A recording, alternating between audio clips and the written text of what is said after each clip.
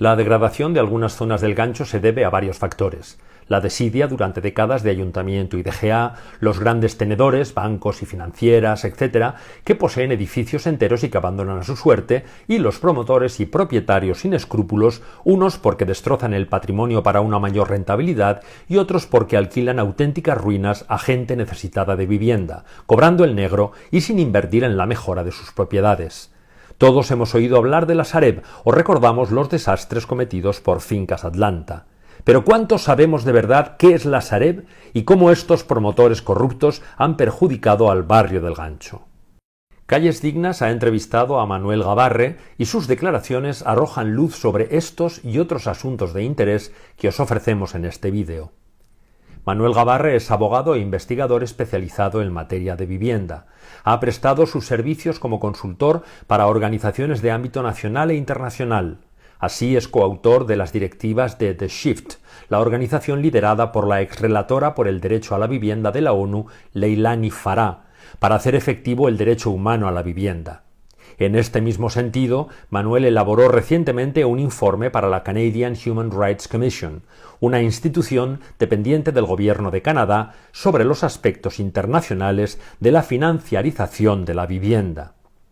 Es autor del libro Tocar fondo, la mano oculta detrás de la subida del precio del alquiler, publicado por la editorial Traficantes de Sueños y que podéis conseguir en el link adjunto. También es autor de numerosos ensayos y artículos que están puestos a disposición en la web manuelgabarre.com. ¿Qué es la Sareb? La Sareb se ha llamado como el banco malo, pero realmente no es un banco. Sareb lo que es una inmobiliaria, y realmente es una inmobiliaria pública. Lo que sucede es que se creó como una inmobiliaria privada. ¿Cómo lo hicieron? Lo hizo el gobierno de Luis de Guindos, de Mariano Rajoy, el ministro de Economía Luis de Guindos fue el encargado de crear Sareb, y lo hizo de la siguiente manera. Creó una sociedad con un capital de 4.800 millones de euros, de los que 2.600 eran de los principales bancos españoles en función de su nivel de implantación y 2.200 del Estado a través del FRO. Bien, con esos 4.800 millones, Sareb tenía la misión de comprar los bienes inmobiliarios de las cajas y de los bancos que habían quebrado en España, entre ellos, por ejemplo, la CAI. Compró bienes, estos bancos tenían apuntados bienes por valor de 107.000 millones de euros. Eran 500.000 inmuebles y 70.000 préstamos a entidades promotoras. 500.000 inmuebles. O sea, la cifra es alucinante. Pagó la mitad, 52.000 millones. Pagó por esos 107.000 millones. Entonces, aquí surge una pregunta. ¿Cómo con 4.800 millones puedes pagar 51.000 millones? La respuesta es porque alguien te ha dado un préstamo. ¿Quién dio el préstamo? El Consejo de Europa. El Consejo de Europa, en el rescate de España, le dio un préstamo al Estado español de 100.000 millones, de los que 50.000 irían a Sareb. Entonces, la misión de Sareb era vender en el mercado esos bienes que había comprado, esos 500.000 inmuebles, 500.000 viviendas. Lo hizo a través de las inmobiliarias de estos bancos, de la inmobiliaria del Santander, que es Altamira, Servihabitat de la Caixa, Solvia del Sabadell y un fondo buitre que se coló por allí, Cerberus, que casualmente estaba el hijo de José María Aznar en su consejo de administración y el que decía que era su mejor amigo, Juan de Hoyos, como consejero delegado. Esta operación tenía un truco que con el tiempo se ha revelado fatal, que es que el Estado había avalado la operación. Es decir, todo lo que Sareb no pueda devolver de los 50.000 millones lo tendremos que devolver entre todos.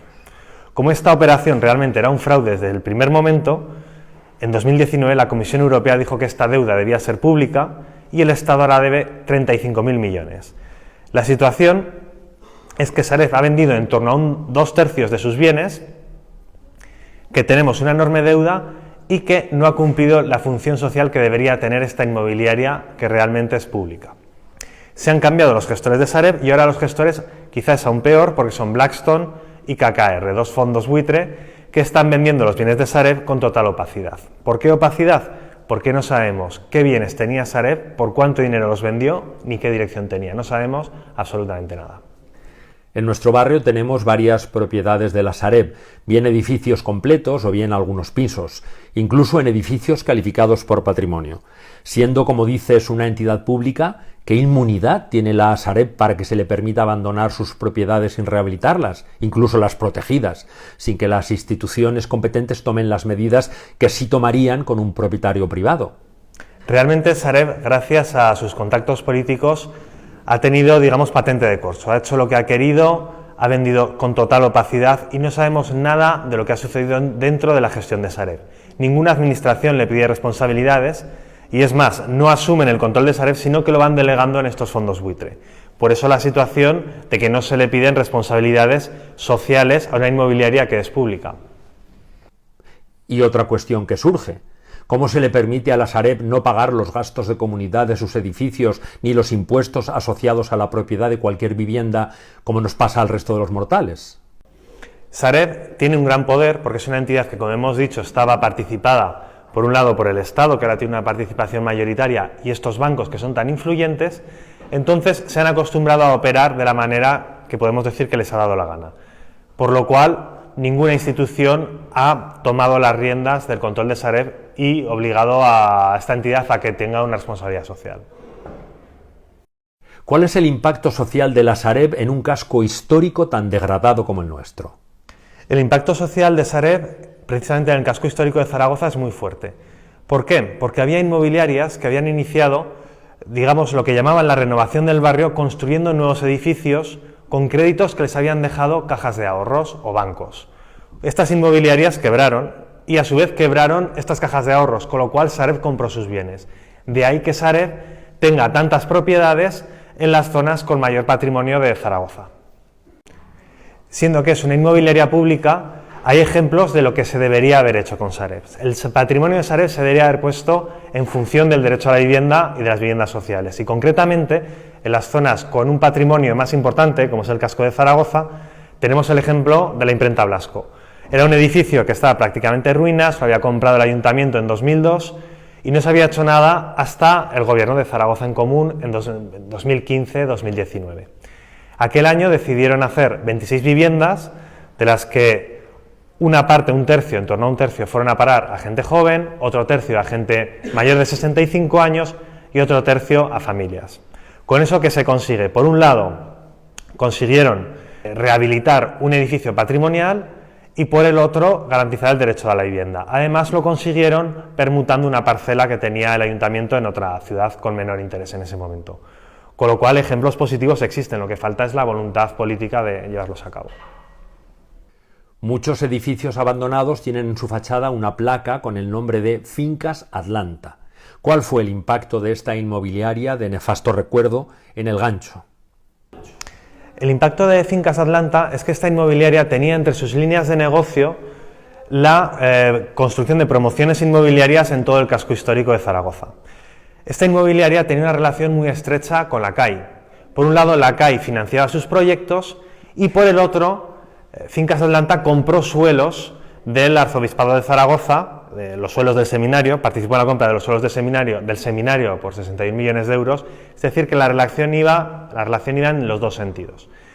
¿Qué sucede? Que al quebrar, por un lado, Fincas Atlanta, a su vez quebrar la CAI, Sareb adquirió todo el patrimonio que era de Fincas Atlanta y ha habido un plazo de desde 2010, 2011, que esos edificios no se han gestionado, porque han ido cambiando de manos sin que nadie realmente se interese ni tenga potestad, potestad tenía Sareb para tomar las riendas de lo que sucede dentro. Cuando Calles Dignas ha sugerido que la compra de esos edificios o pisos de la Sareb por el Ayuntamiento o la DGA sería muy fácil, siendo dos instituciones públicas las que negocian, la respuesta muy ambigua siempre nos deja la impresión de que es un proceso muy difícil. ¿Es eso cierto? Realmente es falso. Sareb, entre sus fines sociales, tiene la promoción de vivienda social y más ahora con los cambios de gobierno. De hecho, en el acuerdo, al parecer, de gobierno que ha habido hoy entre el Partido Socialista y Sumar, está dedicar una parte del patrimonio de Sareb a fines sociales. Con poca presión que hiciera el Ayuntamiento de Zaragoza o la Diputación General de Aragón para adquirir esos bienes, fácilmente Sareb se los cedería y, por un lado, se desharía de un problema y por el otro el Ayuntamiento de Zaragoza podría hacer una política de vivienda y de barrio en el casco histórico. Entonces, ¿la Sareb depende del Ministerio de Fomento? Sí, realmente Sareb, aunque es una inmobiliaria, es llamativo que no está gestionada por la Secretaría de Estado de Vivienda, ni tampoco por el Ministerio de Asuntos Sociales, que siendo que la vivienda es un bien social, es donde lógicamente debería estar. Sin embargo, está gestionada por el Ministerio de Economía. ¿Por qué? Porque Sareb y la vivienda en general se han considerado como un bien financiero.